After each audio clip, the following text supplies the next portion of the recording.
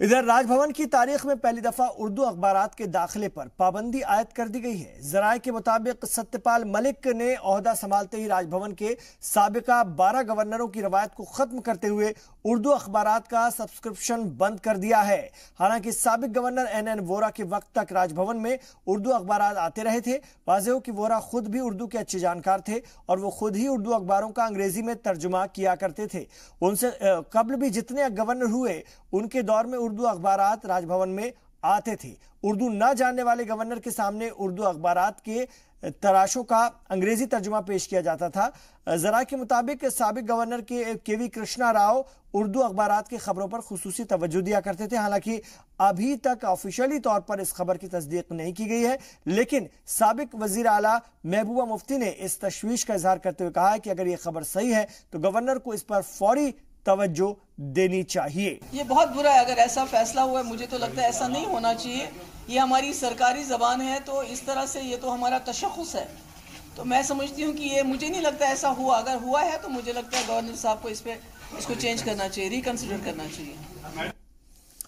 अदबी और सहाफती हलकों में भी इस खबर पर तशवीश का इजहार किया जा रहा है। सीनियर उर्दू सहाफ़ी का कहना है कि हुकूमती सतह पर खास तौर से तदरीजन उर्दू के साथ सौतेला सलूक किया जा रहा है। वाज़ेह हो कि उर्दू रियासत की दूसरी सरकारी ज़बान है। मुस्लिम अक्सरियती रियासत होने की वजह से उर्दू ही यहाँ की आम फहम ज़बान है। बावजूद इसके यहाँ उर्दू अकादमी का कोई वजूद नहीं है। उर्दू के फ़रोग के लिए एक उर्दू काउंसिल की तश्कील ज़रूरी की गई, लेकिन इसके मेंबरान उर्दू के बनिस्बत दूसरी इलाकाई ज़बानों की तजवीज़ और तरक्की पर ज़्यादा जोर देते रहे। उर्दू सखाफत और अदब से वाबस्ता लोगों का कहना है कि मुबैना इक़दाम से उर्दू ज़बान और सहाफत को और नुकसान होगा।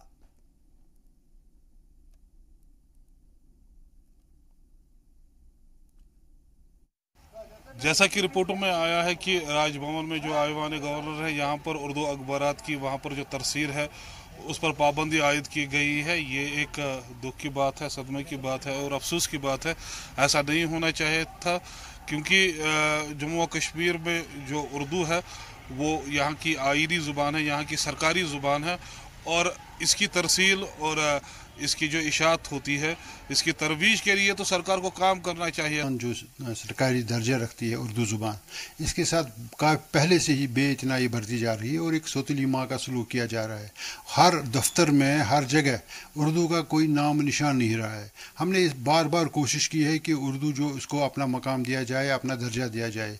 एक गुज़श्ता जो हमारी सरकार थी, उन्होंने एक उर्दू काउंसिल का क़याम भी ऐलान किया था, लेकिन मुझे लगता है कि वो भी हुक्मी नवाब तादेर नवाब ही रहता है। अब जो ये कहते हैं कि उर्दू अखबारात का सिलसिला इन्होंने बंद किया है, ये बहुत ही जाती है उर्दू के साथ, उर्दू ज़ुबान के साथ बहुत जाती है।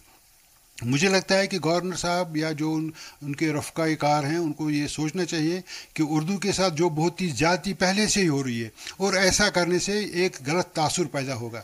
उर्दू ज़ुबान हमारी मादरी ज़ुबान तो नहीं है, लेकिन उर्दू ज़ुबान हमारी दूसरी सरकारी ज़ुबान है। इसको अपना दर्जा मिलना चाहिए, इसको अपना मकाम मिलना चाहिए।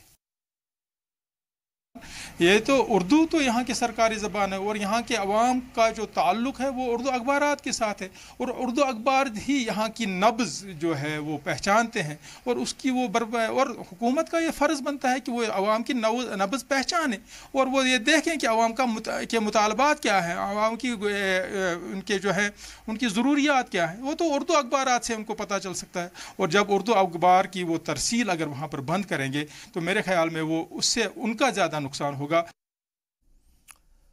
इधर श्रीनगर के अलावा जम्मू के अदबी हलकों और उर्दू सहाफ़ियों ने भी राजभवन के मुमकिना इक़दाम पर तशवीश जाहिर की है। उनका कहना है कि उर्दू ज़बान को बजाय फ़रोग़ देने के सरकारी सतह पर इसकी हौसला शिकनी की जा रही है।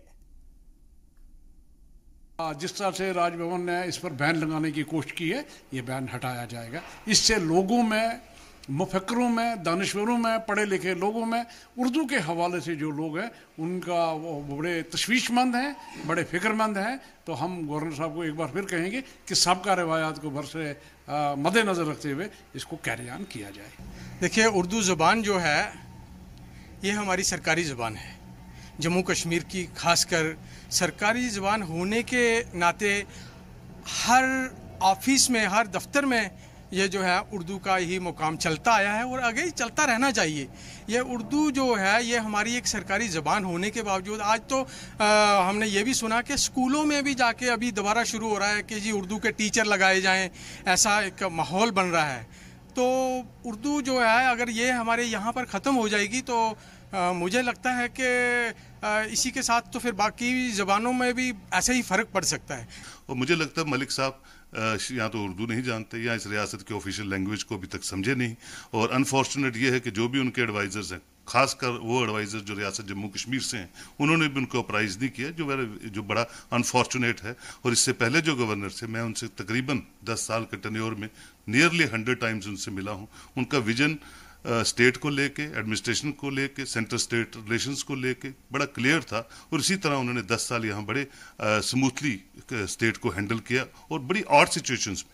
मैं समझता हूँ ये हमारी जितनी ब्यूरोक्रेसी है उनका फ़र्ज़ बनता है कि ऑनरेबल गवर्नर को अप्राइज़ करे कि जनाब जितनी भी ऑफिशियल लैंग्वेज है यहाँ स्टेट की, अगर आप उसी को निगलेक्ट कर दोगे, उस ब्रिज को ही तोड़ दोगे जो रियासत का लैंग्वेज के साथ जुड़ा हुआ है, तो बाकी असाइनमेंट्स पे आप कितना खरा उतरोगे ये आने वाले दिन बताएंगे।